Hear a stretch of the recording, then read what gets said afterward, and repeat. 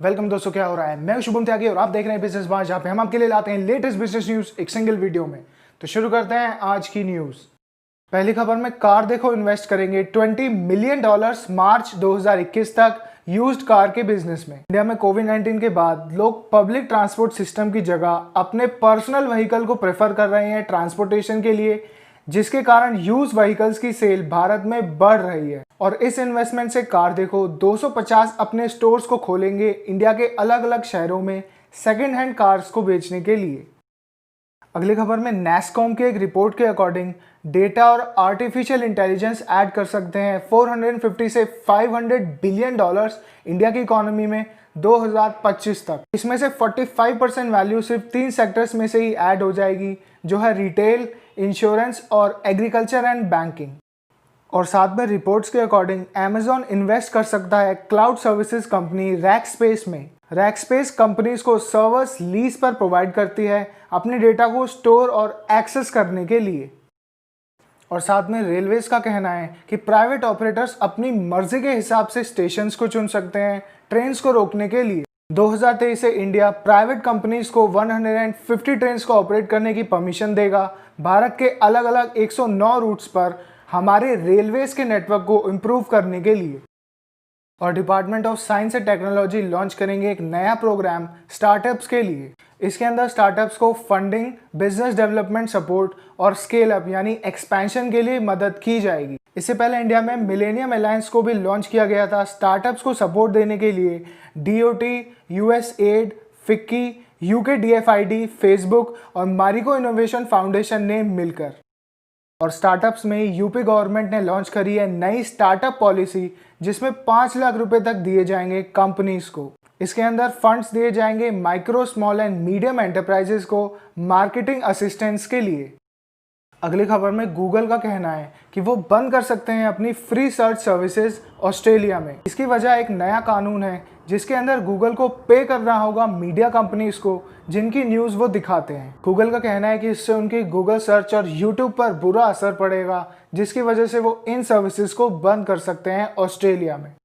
और साथ में HDFC बैंक के खिलाफ लीगल केस हो सकता है अमेरिका में। इसके लिए US बेस्ड लॉ फर्म रोज लॉ ने इल्ज़ाम लगाया है HDFC बैंक पर कि उन्होंने अपने Q1 के रिजल्ट्स को मैनिपुलेट करके शो किया है अपने शेयर पर इफेक्ट डालने के लिए स्टॉक मार्केट्स में। पिछले साल इसी लॉ फर्म ने केस किया था इंडिया की second largest IT company Infosys के खिलाफ।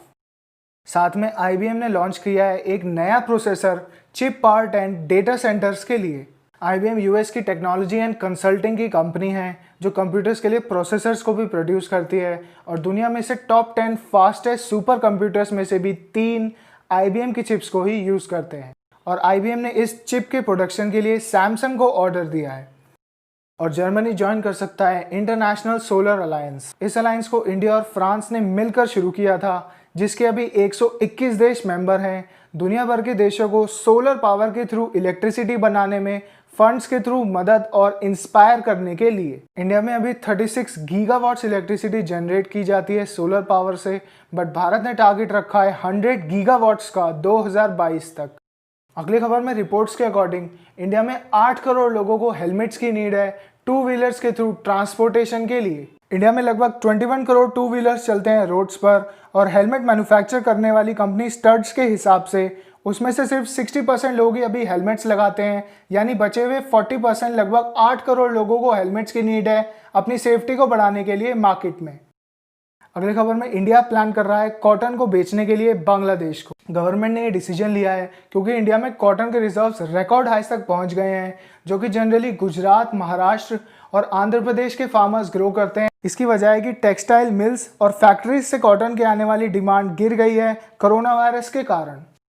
और साथ में पतंजलि आयुर्वेद लिमिटेड भी अपने बॉन्ड्स ऑफर कर रही है अब इंडिया के डेट मार्केट में। 2020 में इंडिया की काफ़ी सारी कंपनीज पहली बार अपने बॉन्ड्स को ऑफर कर रही हैं, जैसे कि गोदरेज इंडस्ट्रीज और विप्रो, जिसकी वजह है कि कोविड-19 के कारण सरकार ने बॉन्ड्स को खरीदने में लगने वाले इंटरेस्ट रेट्स को कम कर दिया है और वो पहुंच गए हैं सबसे कम लेवल्स पर 2000 के बाद।